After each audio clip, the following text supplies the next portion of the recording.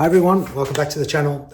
Today I'm going to be looking at some of the smaller pieces of the bicycle.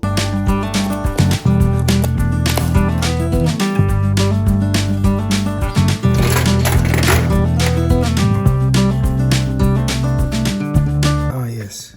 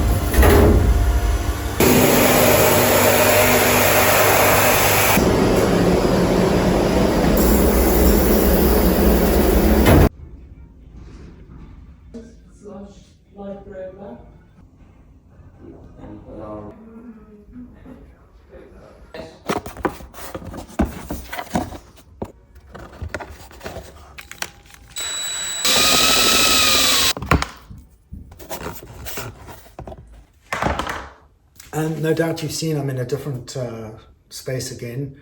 There's been a few changes here. The workshop that I did work in has, I've closed that down, so I'm kind of workshopless at the moment, but I'm so eager to work on these bikes that I'm going to find a slot somewhere. This is in my current business here. I try not to cross these things over with each other, but I've got some space here with a cleaner and some workbenches here, so I'm going to work in here in the meantime. So if you see me changing locations all the time, it's I'm not trying to trick you, it's just that I'm kind of working around work, if you like. So yeah, we're going to try and find a balance there and get you some content if I can.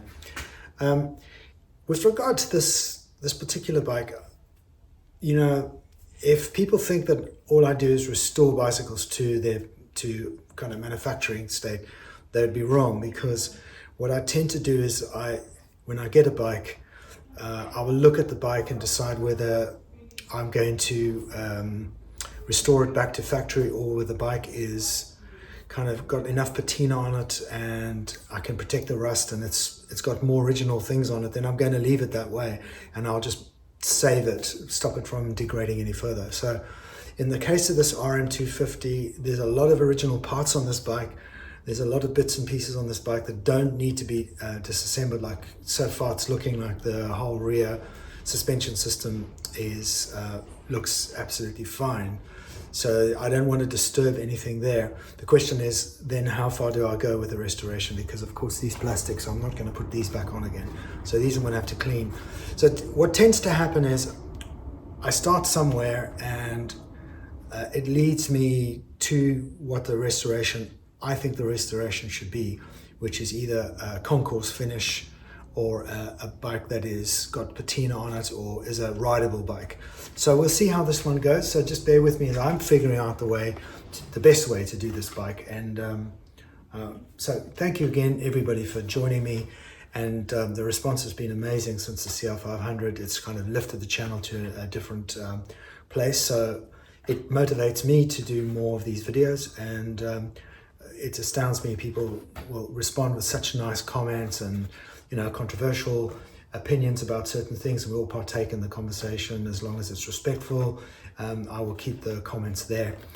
So let's keep going on. Let's see how we do and bump our way through this bike, and then I'll also take you on the journey with me with Martin, who facilitated the purchase of the US bikes, the 3 125 1982 RMs. So we'll go on there. I'll introduce you to him. I don't know how many videos along that will be, but it just depends when the shipment comes from the USA. One of the first things I'm going to do is heat this with a heat gun.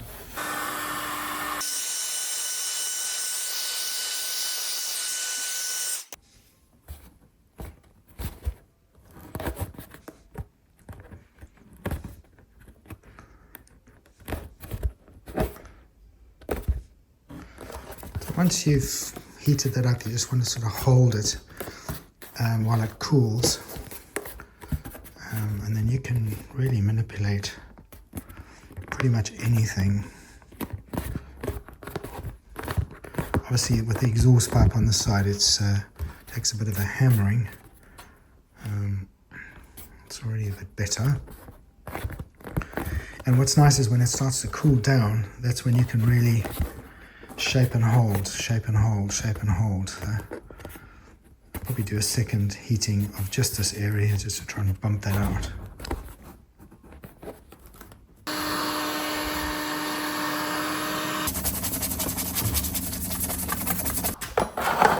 Alright, so before I do any removal of the UV destabilized plastic, I'm going to just feed the plastic with an oil.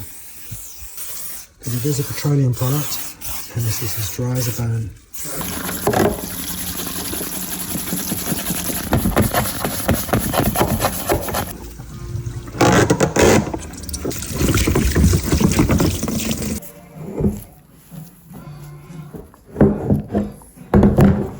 Look at these stains.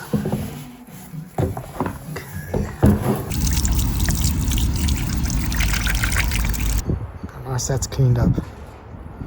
Oh yes.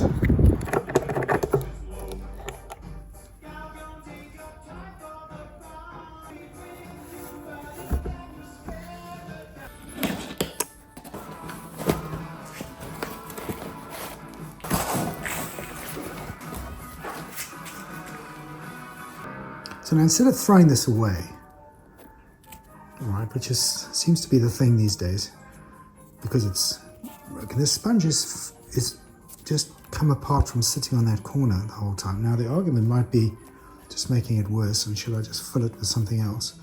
But you know what, there's a skin there, and I'm going to try and bond that in. So that's it now bonded. Make sure that you must make sure that the edge is flush, because if it's not flush, it's going to show up when you put the cover on and it's going to look awful.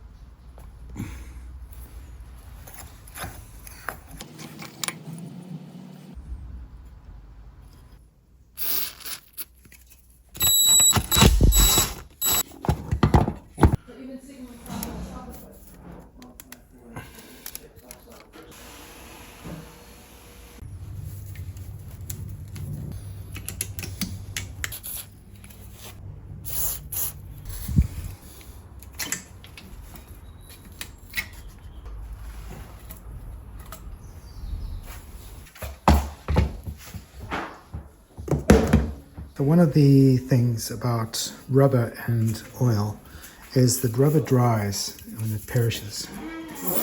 Let's get this rubber softened and a little bit of heat.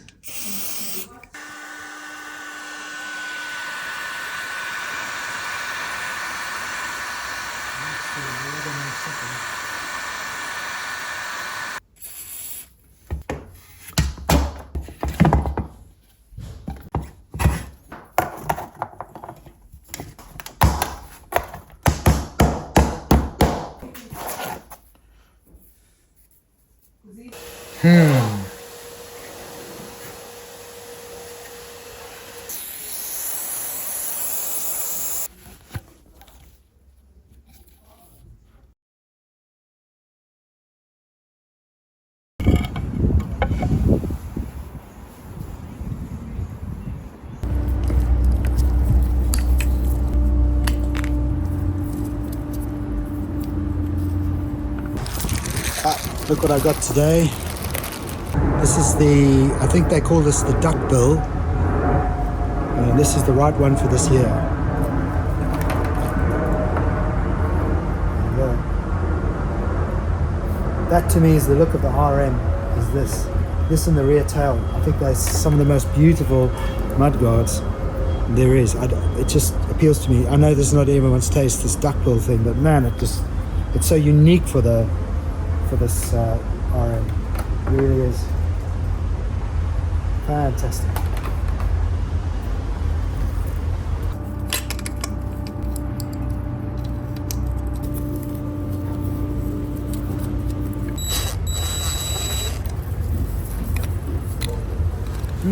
It's quite clean. That's very nice.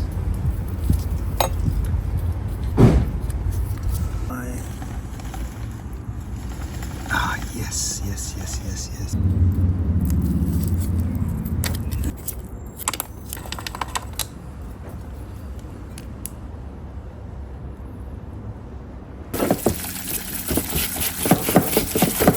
Guess what's come back? This is a company called Landcourt. They're down in Western Supermare. Look at that. Let's see what they've got.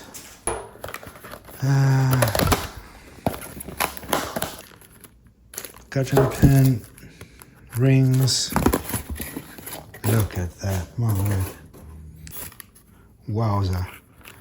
That is a thing of beauty. Goodness me, look at that. The barrel, that's a bit rusty. And there we have the cylinder. Man, they've cleaned it nicely. What a superb job. I'm blown away.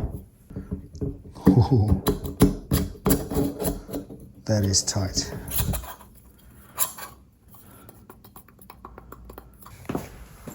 Let's see what we've got in terms of top end play.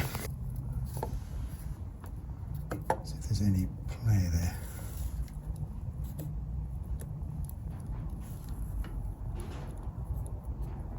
I mean, other than the sideways movement, there's nothing. I mean, I can't believe how rotten that looks. But yeah, it's still good. It's really nice. Fantastic. Great. Yeah, I think we've got a runner here.